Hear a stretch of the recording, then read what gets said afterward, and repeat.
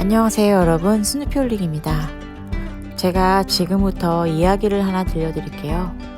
이 이야기는 제가 제 인생에서 가장 무모하고 그리고 또 용기를 냈었고 또한 행복했었던 한순간의 이야기입니다. 재미있게 들어주셨으면 좋겠네요. 그럼 시작해 볼게요. 운명적인 사랑 찾아 지구 반대편으로 날아간 30일간의 로맨스. 내 배낭 속의 영국 남자. 노시은, 글, 사진.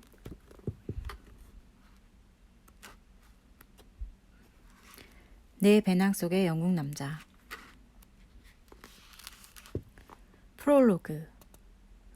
5살 때부터 줄곧 스누피를 미친 듯이 좋아했던 나는 영국 지도를 보는 순간 춤추는 스누피를 영상했다.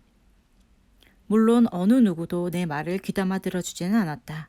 모두들 네가 너무 스누피를 좋아하다 보니 그렇게 보이는 것뿐이야 라며 가볍게 웃어넘길 뿐이었다. 늘 돌아오는 대답은 실망스러웠지만 나는 개의치 않기로 했다. 내게 있어서 영국은 분명 춤추는 스누피 모양의 나라이기 때문이다. 햇살이 싱그럽던 5월의 어느 날 나는 인터넷에서 춤추는 스누피의 나라의 남자를 만났다. 그가 찍은 사진들을 보고 반한 나는 그와의 연락이 닿기 시작한 순간부터 마법에 걸린 공주처럼 그가 나의 운명이라고 굳게 믿기 시작했다. 여행과 사진 찍는 일을 즐기고 취미로 경비행기를 몰고 라디오 프로듀서로 활동하면서 작곡을 하고 기자로도 활동하고 유머러스까지 한 이 남자를 내가 싫어할 확률은 제로에 가까웠다. 또한 지구 반대편에 사는 남자를 인터넷으로 운명처럼 만났다는 사실은 나를 영화 속 주인공으로 만들어 주었다. 친구들은 내 이야기가 로맨틱 코미디 영화 같다며 해피엔딩을 기대했고 그들의 기대 속에서 내 심장은 점점 더 심각하게 두근거렸다. 결국 두근거리는 마음은 나를 춤추는 스누피의 나라로 향하는 비행기에 태웠다. 물론 내 혈관 속에 흐르는 역마살도 한몫했다. 만약 내가 여행을 좋아하지 않았다면 분명 나는 이번 여행을 당연하게 생각하면서 가벼운 마음으로 비행기에 탑승하지는 못했을 것이다. 언제나 여행에 목마른 마음은 이성을 관장하는 두뇌에게 혹시 내가 믿었던 운명이 거짓으로 판명된다 할지라도 걱정하지 말라며 안심시킨다. 또한 내게는 영국 여행과 여행의 추억이 담긴 일기장, 그리고 멋진 풍경들이 카메라를 통해서 사진이라는 형태의 보물로 남을 것이라며 비행기에 몸을 싣는 순간까지 내내 속삭였다. 나는 여행과 사진, 그리고 글을 좋아하니까 그것만으로도 이 여행은 충분한 가치가 있으므로. 서울 to Heathrow. 어디로 튈지 모르는 인생. 인생은 계획과 무관하게 흘러간다. 오늘 세운 내일 계획은 어느새 아무런 연관도 없는 곳에 흩어져 있다. 예를 들면 배가 고파서 몇몇 식당을 떠올려 본다. 가, 나, 다의 식당 중 어디를 선택할지가 첫 번째 고민이다. 고심 끝에 가 식당으로 정하고 김치찌개와 된장찌개 중에서 무엇을 먹어야 할지 다시 고민하고는 된장찌개를 택하지만 가 식당으로 가는 도중에 새로운 라 식당을 발견하고는 된장찌개와는 전혀 다른 스테이크를 먹는 날을 발견한다. 인생이 대개 그런 식으로 흘러가다 보니 내 주변에는 이루어지지 않은 수많은 계획들이 마치 기울음처럼 머릿속을 유영한다. 그것들은 끊임없이 맴돌며 불평을 늘어놓는다. 논리적이지 못한 나는 가엾은 불만들에 대해 다만 미안해할 뿐 아무런 조치를 취하지 못한다. 언제부터인가 나는 아주 구체적인 계획을 세우는 일을 아예 포기했다. 다만 몇 년 단위로 굵직한 틀을 세워본다든지 몇 달 안에 이루어져야 할 일들에 대해 생각만 해두는 것이 계획의 전부다. 그렇게 하면 내가 미안해해야 하는 일들이 더 많이 생기는 것을 예방할 수 있고 구체적으로 공들여 생각하는 계획이 아닌 만큼 무산되어도 크게 상심하거나 결정적으로 충격받는 일이 없기 때문이다. 이런 생활 패턴에 대해 이 치열한 경쟁 사회에서 너무 안일한 태도로 사는 것이 아니냐고 반문하는 사람이 있을지도 모르겠다. 하지만 나는 자신 있게 말할 수 있다. 계획이 수포로 돌아가는 것에 대해서 죄책감을 느끼는 대신 지금 주어진 상황에 더 충실하고 거기에서 발생하는 작은 행복에 만족하는 편이 정신 건강을 위해 훨씬 좋은 일이라고 말이다. 대한민국에서 태어나 초등학교, 중학교, 고등학교를 마치고 나서도 1년을 더 공부해서 대학교 과정을 이수한 나는 인생이 너무나 평범하게 흘러가고 있음에 불만을 느꼈다. 그래서 이번에는 대학을 졸업한 뒤 남들처럼 취직하지 않고 다른 일을 해보기로 한다. 그것은 워킹홀리데이 비자를 받는 일. 그리하여 원래의 계획에 따른다면 나는 코스모스 졸업 직후 호주 워킹홀리데이 비자를 준비해야 했다. 그리고 한국에서의 생활을 조금씩 정리하고 2달 정도 그간 정신없이 달려온 내 인생을 되돌아보는 시간을 가진 뒤 8월 중순 정도면 캥거루가 뛰노는 호주로 날아가는 비행기에 몸을 실어야 했다. 그런데 단 며칠 사이에 내 인생을 홀라당 뒤집어 놓은 사건이 일어나고야 말았으니. 하루에 2명의 마커스를 만나다. K출판사의 취재건으로 학업을 잠시 제쳐두고 떠났던 호주 출장에서 돌아온 지 이틀째 되는 날이다. 출장 기간 내내 드넓은 서호주를 쏘다니며 일하느라고 누구와도 제대로 이야기조차 나누지 못했던 나는 쓰러질 정도로 피곤하면서도 누군가가 몹시도 그리웠다. 그래서 인터넷으로 연락을 주고받던 영국인 친구 마커스를 홍대에서 만나기로 했다.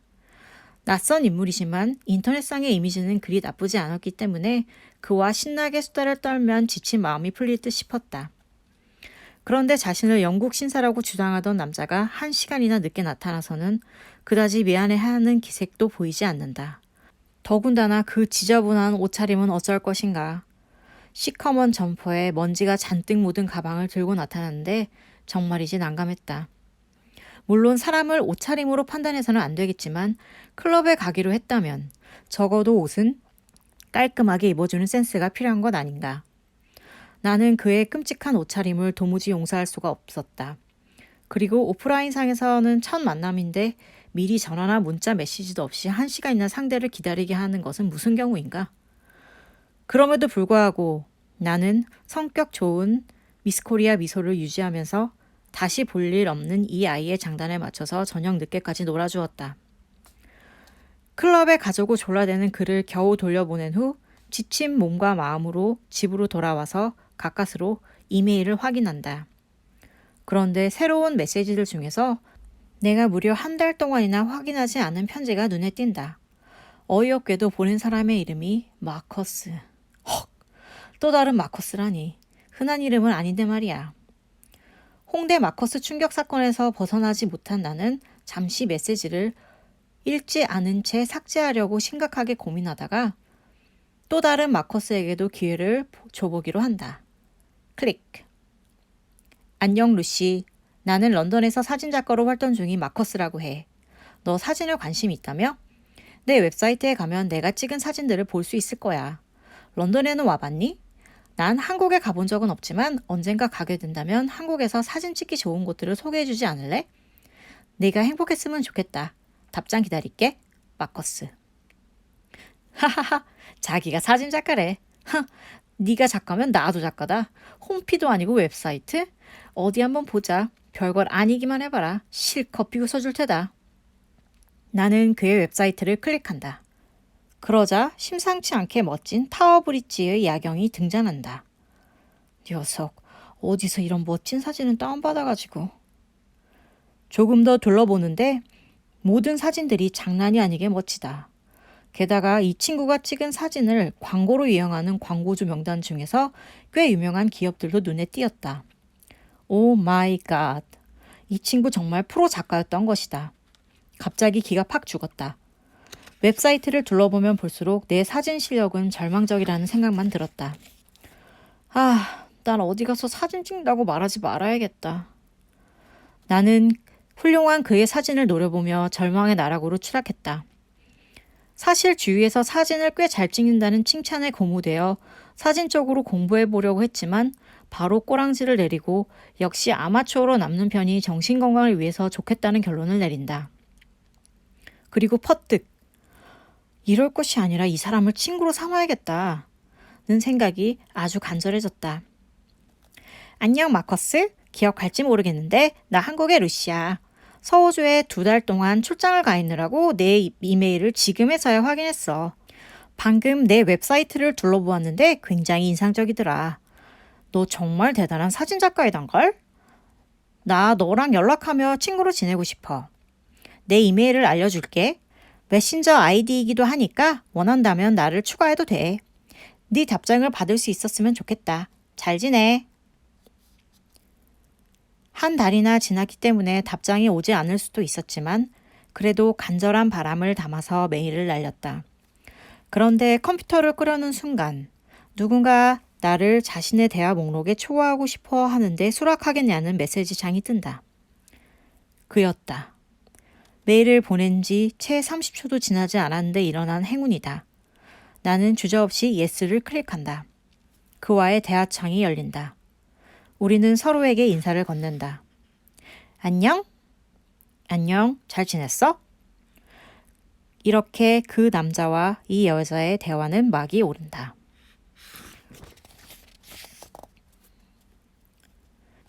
지구 반대편에 살고 있는 그 남자와 이 여자의 수다행진. 중학생 시절부터 수많은 밤을 채팅으로 불태우곤 했지만 이번 채팅만큼 나를 강렬하게 끌어당긴 적은 없었다. 밤 12시에 시작된 마커스와 나의 첫 번째 대화는 아침 7시가 넘어서야 끝이 났다. 나는 채팅을 마무리하는 순간 대화창을 닫고 노트북을 끄고 침대에 누워 한숨을 자고 일어나면 그와의 대화가 마치 하룻밤의 달콤한 꿈처럼 사라져버릴까 두렵기까지 했다. 만약 그의 이야기가 거짓이 아니라면 그는 내게 가장 이상적이고도 멋진 최고의 남자이기 때문이다. 작사, 작곡, 음반 프로듀싱에 라디오 방송국 엔지니어링, 프로 사진작가, 비행기 조종사 자격증, 세계 방방 곳곳으로 쏟아진 다양한 여행 경력, 자유기고가. 어느 것 하나 빠지지 않는 팔방미인이다.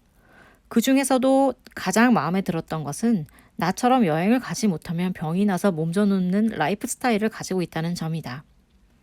특히 어딘가 내가 갔던 여행 곳에 대해 잘 알고 있는 사람과 대화를 나누는 즐거움은 아는 사람만이 느낄 수 있는데 대개 혼자 여행을 하는 나에겐 그런 추억을 공유할 만한 사람이 많지 않았다.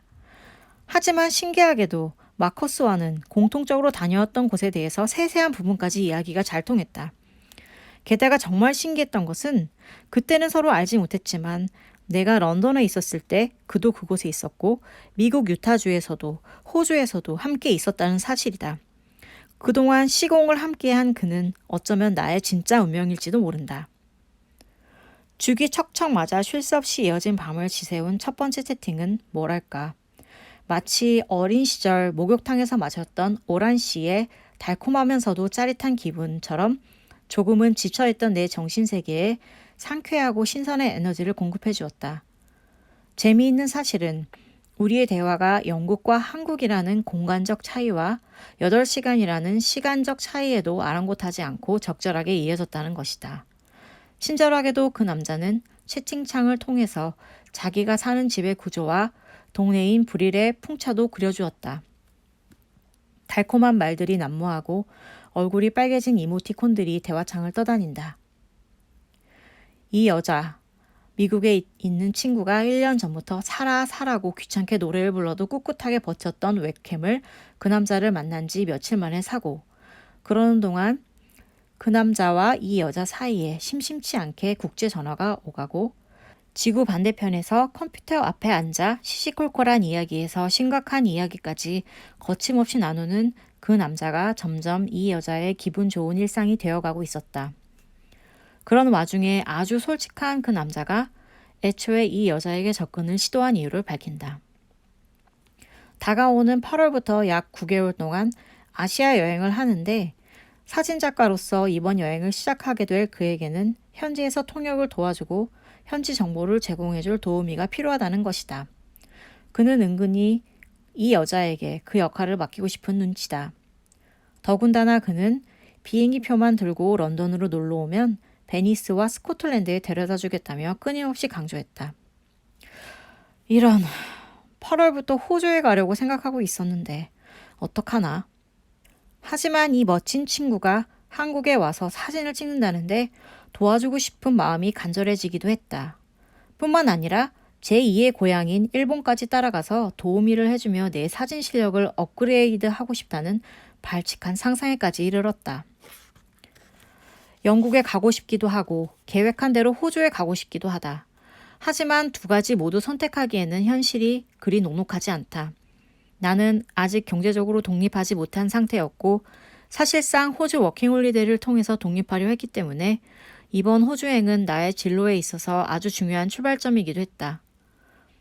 어쨌든 수중에 있는 돈으로는 호주나 런던 중 한 곳만 선택해야 할 처지인 것이다.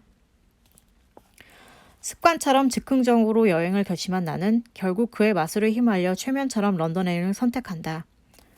물론 런던과 베니스에 가본 적은 있지만 언제고 다시 가고 싶어서 그리워만 하던 나에게 새로운 장소인 스코틀랜드에 대한 환상까지 더해져 이번에 못 가면 평생 후회하게 될 것만 같았다. 더군다나 운명처럼 갑자기 나타난 남자와 함께하는 여행이라니. 어쩌면 내가 평생 꿈꿔온 운명적인 사랑을 만나는 여행인지도 모른다는 생각에 아무 생각도 나지 않았다. 결국 나는 통장을 탈탈 털어서 런던행 비행기표를 샀다. 그리고 그가 한국을 방문하는 일정에 맞춰서 호주 여행을 미루기로 한다. 혹시나 하는 마음으로 비행기 마일리지를 체크해보니 일본 도쿄로 가는 비행기 왕복표를 서비스로 받을 수 있다고 했다.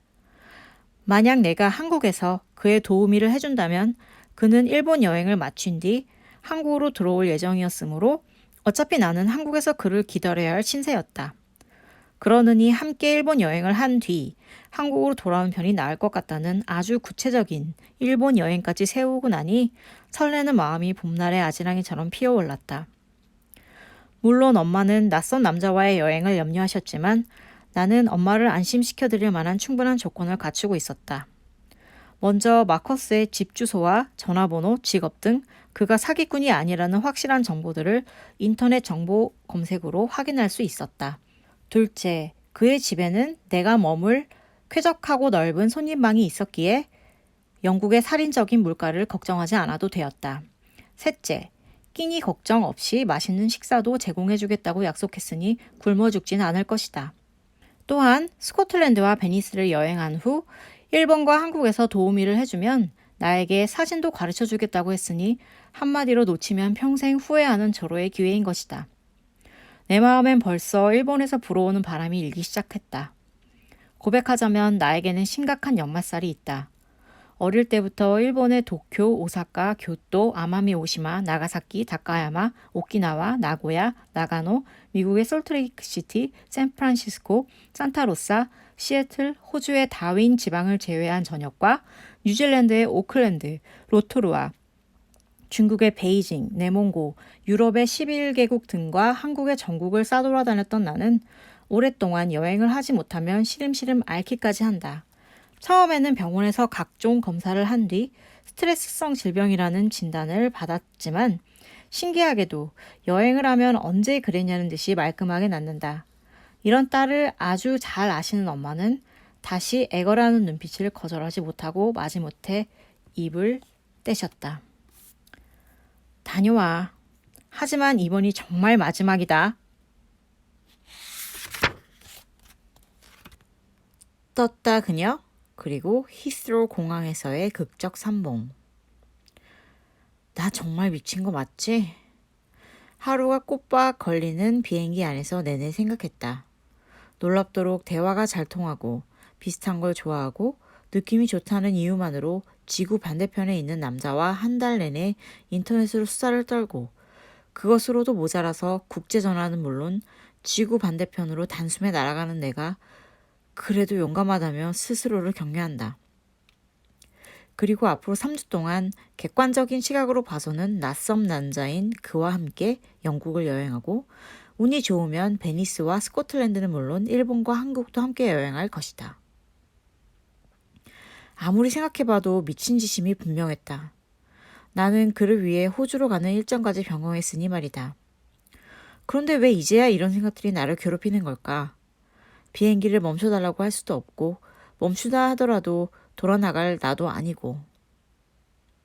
다행스럽게도 히드로행 비행기는 곧 내게 런던 시내를 한눈에 보여준다. 약간은 흐릿한 템스강과 그 위로 펼쳐진 타워브리지가 성냥갑처럼 작게 보인다. 그런데 이 나라 좀 이상하다. 저녁 9시인데도 대낮같이 환하다. 지난번에는 겨울이어서 해가 엄청 빨리 졌는데. 멀어서 그런지 우리나라랑은 확실히 달랐다. 정말 신기하다. 어쨌든 내가 이 순간 바라는 것은 단 2가지다. 하나, 그가 잊지 않고 나를 마중나와 공항에서 서로 알아볼 수 있기를. 둘, 4년 전에 맡았던 영국의 향기를 이번에도 맡을 수 있기를. 비행기를 착륙시키려나 보다. 기울였던 의자를 제자리로 돌려놓고 테이블을 접는다. 상공의 런던 전경을 찍느라고 꺼냈던 카메라를 가방에 넣고 앞좌석 밑에 공간으로 밀어넣는다. 그리고 안전벨트를 몸에 맞게 단단히 조이고 심호흡을 한다. 착륙 준비 완료. 바퀴 끌리는 시끄러운 소리에 함께 엉덩이가 들썩거린다. 드디어 런던에 도착. 히드로 공항은 내 기억보다 훨씬 복잡하다. 게다가 입국 심사줄은 얼마나 긴지 모른다. 과연 오늘 안에 심사대를 통과할 수 있을까? 인상적인 것은 따로 마련된 일본인을 위한 심사대가 있다는 것이다. 대체 얼마나 많이 오기에 단독 심사를 거칠까? 하긴 2나라가 좀 비슷한 점이 많긴 하다. 섬나라에서 왕을 모시고 동서양의 차이를 막론한 교묘하게 닮은 군민성 등 10년 넘게 친분을 쌓아온 일본인과 영국인들과의 경험을 비춰봤을 때 이 둘은 동서양의 차이에도 불구하고 정말 은근히 닮아있다. 따라서 이 2나라가 아주 친하다고 해도 불만은 없다. 심사들을 향한 기나긴 행렬에 끼어 기다리는 동안 호주의 멜번에서 왔다는 아줌마와 수다를 떨다 보니 내 차례도 돌아왔다. 하도 오래 기다려서 무슨 질문 공세를 펼칠지 몰라 조금 긴장했지만 의외로 심사대의 아저씨는 영국에 얼마 동안 있을 것이냐, 주로 어디 있을 것이냐, 영국에 친구가 있느냐 등의 간단한 몇 가지 질문만 던진다. 가방도 찾았으니 이제 20발짝만 걸어나가면 마커스를 만날 수 있을 것이다. 그를 만나기 전 내 모습을 점검하기 위해 우선 거울을 본다. 거울 속에 기나긴 비행이 지친 한 여자가 생뚱맞은 표정으로 나를 쳐다본다. 조금 불만스럽긴 하지만 애써 웃음 지으며 눈에 눈곱이 꼈나 확인하고 흐트러진 머리를 단정하게 빗어내린다. 립글로스를 바르는 것도 잊지 않는다. 심장 박동수가 빨라지고 손에서는 땀이 난다. 다리가 휘청거리기까지 한다. 한순간 아주 진지하게 그냥 돌아갈까? 하는 생각도 해봤지만 이대로 다시 서울행 비행기를 타기에는 너무나 지쳐 있었다. 문이 열린다. 천천히 걷는다. 그가 보인다. 그에게로 달려간다. 가방을 내던지고 폴짝 뛰어 그의 품에 안긴다. 그는 날 꽉 안아준다. 나는 그에게 보고 싶었어 라고 말하고 그의 입술에 키스한다. 여기까지가 그 남자와 이 여자가 만나기 전에 인터넷으로 수없이 이야기했던 공항 삼봉 장면이다. 하지만 실제 상황은 그다지 로맨틱하지 않았다. 문이 열린다. 나는 천천히 걸어나간다. 그가 보인다. 여기까지만 똑같다. 나는 다만 수줍은 미소를 짓고 그에게 손을 흔들지만 그는 나를 보지 못한다. 민망해진 나는 얼른 손을 내리고 그의 앞으로 걸어갈 뿐이다. 그도 드디어 나를 발견한다. 진짜 왔구나. 그가 말을 건넨다. 그리고 조금 쑥스러워한 나를 살짝 안아준다. 그게 네가 가져온 짐의 전부니? 이리 줘. 내가 들어줄게. 집으로 가자. 이쪽으로 와. 저쪽에 차를 주차시켜 두었어. 나는 생각했던 것보다 훨씬 키가 큰 그의 뒤를 부지런히 따라간다. 공항 문을 열고 나가자 4년 전에 맡았던 영국의 향기가 난다. 다른 사람들도 이 은은하고도 아름다운 향기의 존재를 아는지 모르겠지만 다행히 그리고도 행복하게도 지금 내가 마시는 공기에는 그 향기가 섞여 있다. 4년 동안 너무나도 그리워했던 향기다. 나도 모르게 눈을 살짝 감고 빙그레 웃는다. 왜 혼자 실실 웃어? 어? 그냥 영국의 향기를 다시 맡을 수 있게 된 게 너무 좋아서. 영국의 향기? 그는 어리둥한 표정으로 나를 쳐다보더니 어깨를 으쓱하고는 차에 짐을 싣는다. 내 후각이 영국의 향기를 익숙하게 받아들이기 전에 몇 번의 심호흡으로 간절했던 그 향기를 폐부 깊숙한 곳까지 밀어넣는다. 드디어 그의 남색 차에 탑승한다. 안전벨트를 맨다. 우리는 M4, M25, N40 고속도로를 지나서 언덕 위에 풍차가 보이는 그의 집으로 달린다. 라디오에서는 그의 친한 친구인 영국의 유명한 DJ 폭시가 진행하는 프로그램에서 그가 작곡했다는 CM송이 흐르고 있다. 이걸 작곡하는데 한 몇 시간밖에 걸리지 않았거든. 그런데 그 몇 시간의 대가로 몇 년째 내 통장으로 일정한 돈이 들어와. 정말 멋진 일이지. 그나저나 여기 있는 동안 뭘 하고 싶니? 글쎄, 너랑 베니스에 가고 스코틀랜드에 가고 대형박물관에도 가고 국립미술관에 가고 스톤헨지에도 가고 싶어. 뮤지컬도 하나 봤으면 좋겠고. 그리고 네 음악도 듣고 싶어. 그게 다야? 응. 소박하네. 내가 런던에 있는 한국 레스토랑에서 저녁 사줄게. 그리고 런던의 야경을 구경하는 거야. 잘하면 세익스피어의 고향에도 가볼 수 있을 거야. 그리고 베니스에 가면 세상에서 가장 맛있는 일식 레스토랑이 있어. 내가 거기 주인이랑 좀 잘 알거든. 거기에도 데려가 줄게. 너 해산물 좋아해? 스코틀랜드 여행할 땐 진짜 맛있는 해산물 레스토랑에 들르자. 진짜? 신난다. 이야기만 들어도 고마운걸? 뭘? 넌 날 믿고 여기까지 날아와 주었잖아. 잠깐만. 나 전화 좀 걸게. 라디오에서는 DJ가 협찬사에 대해 이야기하고 있었다. 그리고 광고들이 흐르고 마커스는 어디론가 전화를 걸었다. 옆에서 들어보니 방금 라디오를 진행하던 사람이다. 그들은 일에 대해서 이야기를 나누고 있다. 잘은 모르지만 음질이 나쁜 CD와 자동차 경주와 페라리에 관한 이야기다. 마커스가 전화를 끊자마자 DJ는 라디오로 돌아온다. 기분이 묘했다. 난데없이 내 인생에 나타난 남자와 여행을 하겠다고 지구 반대편으로 날았다는 사실과 그 남자와 한 차에 타서 도로를 달리고 있는 도중에 그가 라디오 프로그램을 진행하던 DJ와 아무렇지도 않게 통화를 하는 일이 내게는 믿기지 않는 현실이었다. 우리는 좁고 긴 시골길을 달렸다. 밖은 어느새 칠흑 같은 어둠뿐이다.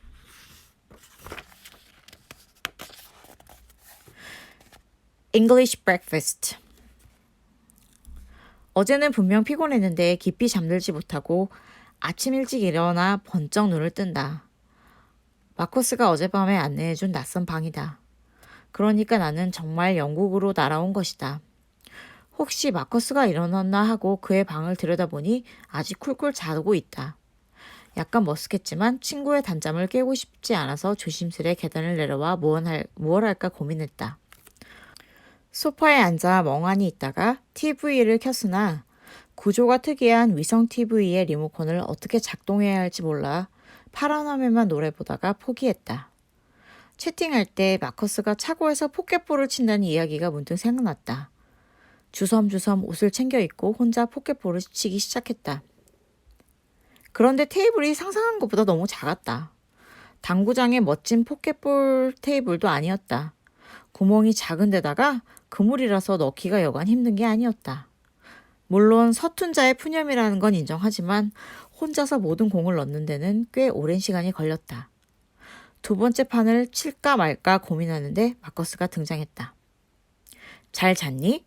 일찍 일어났네. 시차 때문에 그럴 거야.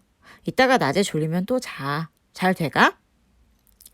잘 되긴 뭐가 잘 되니. 내가 쳤던 테이블이랑 너무 달라서 잘 안 돼. 저런, 내가 경고했잖아. 좀 어려울 거라고. 내 손을 봐. 여기저기 굳은 살 보이지?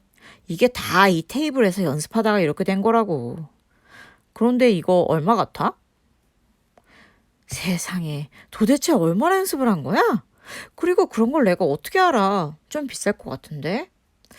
한 250파운드 정도? 250파운드? 내 친구가 경매 구경을 하다가 너무 심심해서 그냥 손을 한번 들어봤대. 그런데 그 뒤로는 아무도 손들은 사람이 없어서 어쩔 수 없이 20파운드에 샀다는 거야. 친구는 집이 좁아서 이걸 줄 데가 없어서 난 공짜로 얻은 거고. 그냥 취소하면 안 돼? 경매에서 그러면 섭섭하지. 그럼 이제 본격적으로 게임이나 한 판 할까? 늘 이 테이블에서 실력을 갈고 닦은 그와의 게임이라니. 마커스는 이기는 사람이 진 사람의 옷을 하나씩 벗기는 내기를 제의했지만 테이블에 익숙하지 않은 내가 불공평하다는 이의를 제기했고 그것이 받아들여져서 다행히 내기는 성사되지 않았다. 어쨌든 몇 번의 게임이 이어졌으나 당연히 승리는 마커스 차지였다. 딱 한 번 이기기는 했는데 그것도 마커스가 8번 공을 넣는 바람에 생긴 일이다. 문득 그가 보여준 굳은 살들이 생각났다. 도대체 얼마나 열심히 했으면 그 지경이 됐을까? 사실 세상의 일이란 모두 그렇다. 원하는 것을 얻기 위해서는 어떠한 형태로든 반드시 노력이 필요하다. 그러니까 마커스는 굳은 살의 대가로 이 테이블에서의 높은 승률, 공을 다루는 멋진 기술, 포켓볼 실력을 얻은 셈이다. 포켓볼의 고수 마커스는 지기만 하는 내가 딱해 보이는지 내게 기술을 전수해주기 위해 이런저런 시범을 보였지만 아침에 눈을 뜨자마자 식사를 하는 습성을 가진 나로서는 슬슬 테이블 위를 굴러다니는 동그란 공들이 잘 익은 삶을 감자로 보이기 시작했다. 마커스, 나 배고파. 그래? 아침 먹자. 조금만 기다려. 내가 아침을 준비해줄게. 배가 고프면 좀 신경질적인 성향을 보이는 나는 침착해지기 위해서 거실 소파에 가만히 누워 TV를 보고 마커스는 부엌에서 분주히 아침을 준비했다. 불행인지 다행인지 전부터 채팅을 할 때 집의 구조와 창문 밖으로 보이는 풍경에 대한 이야기를 들어서인지 이 집이 낯설지가 않았다. 마치 오래전부터 지내왔던 것처럼 마냥 편하기만 했다. 부엌에서는 베이컨 굽는 고소한 냄새가 솔솔 풍겨왔다. 물론 내 뱃속에서는 음식을 넣어달라고 한바탕 난리가 났고 점점 인내심이 바닥을 드러내려는데 먹자! 히 신난다. 조금만 더 기다리겠으면 너의 팔을 뜯어먹으려 했다고. 우와 대단하네. 머리 이렇게 많이 차렸어. 휴 내 팔이 무사하게 돼서 다행이다.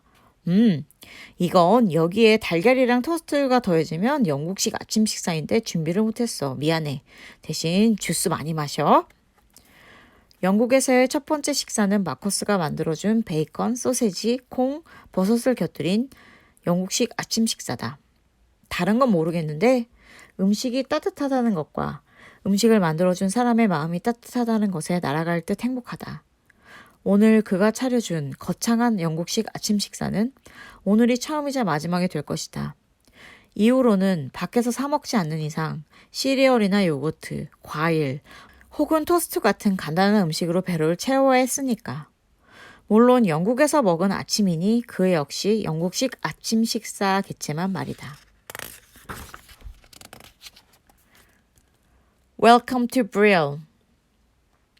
배도 부르겠다. 이제 주위를 둘러보며 운동삼아 산책하는 것은 어떨까 하는데 차고에서 부스럭거리는 소리가 들려서 나와보니 마커스가 물건을 챙기는 중이다.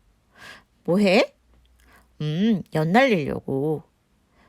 나는 당연히 평범한 방패연, 가오리연을 상상했다. 연 날리는 거 좋아해? 글쎄, 어렸을 때 말고는 해본 적이 없어서 만드는 걸 좋아하긴 했었어. 그렇구나. 가자. 그런데 연은 어디 있어? 이 안에. 아, 연 날리다가 잘못하면 네가 날아갈 수도 있으니까 조심해야 해. 물론 내가 지켜보긴 하겠지만. 연을 날리다가 연에 끌려 날아갔다는 사람을 본 적이 없는 나는 박장대소 했다. 아니, 연이 끊어져서 날아가면 날아갔지 어떻게 사람이 날아간다는 말인가. 행글라이더도 아니고 말이야. 웃네? 그래, 실컷 웃어도 어디 나중에도 웃을 수 있나 보자. 알고 보니 그 연이라는 것이 마치 행글라이더와 낙하산을 합쳐놓은 듯한 물체다. 두 손으로 손잡이를 꼭 잡고 크고 기다란 네모연을 바람의 기류를 잘 타서 올려야 하는데 일단 하늘로 올라가면 각도에 따라 엄청 난폭해지기도 한다. 초보자인 나는 도무지 감당할 수 없는 수준이다. 그래서 그가 잠시라도 나에게 연을 맡길 때면 나는 얼굴이 하얗게 질려버리고 말았다. 처음에는 날리는 척 하다가도 감당이 안 돼서 나중에는 그냥 마커스가 날리는 걸 지켜보거나 도와주었다. 불일 마을의 최고 하이라이트인 풍자 주변에는 기다랗고 푸른 풀이 자라있고 완만한 곡선을 이루는 언덕들이 아름다운 풍경을 자라냈다. 바람이 꽤 부는 이 지역은 예전에 풍차들이 여러 개 돌아가는 마을이었다고 한다. 나는 잠시 눈을 감고 풍차가 있던 언덕 위의 옛 마을 풍경을 상상해 보았다. 하지만 런던이 커지기 시작하고 기술의 발달과 수요의 감소로 풍차는 하나씩 사라지기 시작했다. 사실 그나마 마지막까지 남아있는 풍차도 지금은 돌아가지 않는다. 다만 자리를 지키며 이곳이 풍차 마을이었음을 이야기해 줄 뿐이다. 다시 눈을 뜨고 마커스가 연날리는 걸 지켜봤다. 사람이란 참 영리한 존재다. 어떻게 바람결에 연날릴 생각을 하고 또 강한 바람에 연을 잃지 않기 위한 소재를 개발해서는 놀이의 즐거움을 연장시키기까지 했는지. 마커스는 신이 났다. 힘들게 연을 조정하다가도 바람에 몸을 실어서 점프도 해가며 행복한 어린아이처럼 천진난만하게 뛰놀며 웃는다. 그런 그를 보니 나도 덩달아 행복해진다. 그러다가 연이 하늘에서 떨어지면 또르르 달려가 연을 다시 하늘로 띄우는 일은 물론 나의 몫이지만 말이다. 한바탕 격렬한 연날리기를 끝내고 난 뒤 우리는 윈블던 테니스 경기를 시청하기 위해 집으로 돌아갔다. 가는 길에 마커스가 꽃 한 송이를 꺾으며 내게 내민다. 정말 너무나도 붉디 붉은 아름다운 꽃이었다. 무슨 꽃인지 아니? 아니? 포피라고 해. 마약을 만드는 꽃이야. 꽃잎이 떨어지면 여기 보이지? 이렇게 꽃대랑 씨가 남아. 이걸 벗겨보면 여기 씨앗이 보이지? 이걸로 마약을 만드는 거야. 아, 양귀비. 말로만 듣던 양귀비를 실제로 보게 되다니. 참으로 이상한 노릇이 나는 그것을 보는 것만으로도 몽롱해지는 것만 같았다. 그럼 이 씨앗을 맛보면 마약을 먹는 것처럼 되는 거야? 한번 맛볼까? 안 돼. 그렇게 했다간 죽을지도 몰라. 특별한 제조 과정을 거쳐서 독소를 제거해야만 마약이 되는 거라고. 솔직히 마약을 맛볼 수 있을지도 모른다는 생각에 잠시나마 흥분했음을 반성하며 언젠가 이 묘한 꽃을 꼭 사진으로 찍어야겠다고 생각했다. 집으로 돌아와서 대충 점심을 먹고 소파에 둘이 꼭 끌어안고 누워 테니스 경기를 봤다. 주위가 어두워진 것 같아 창밖을 보니 비가 내린다. 시차 때문일까? 내 눈은 점점 감겨온다. 졸음은 전염성이 강하다더니 마커스는 이미 잠들었나 보다. 뒤에서 새근새근 소리가 들린다. 열심히 코트를 뛰어다니는 선수들에겐 조금 미안했지만 이 여자와 그 남자는 그렇게 서로를 꼭 끌어안고 해설자의 정돈된 영국식 발음 사이로 여기저기 공튀는 소리, 관람객들의 환호 소리와 박수 소리를 자장가 삼아 달콤한 낮잠에 빠져든다.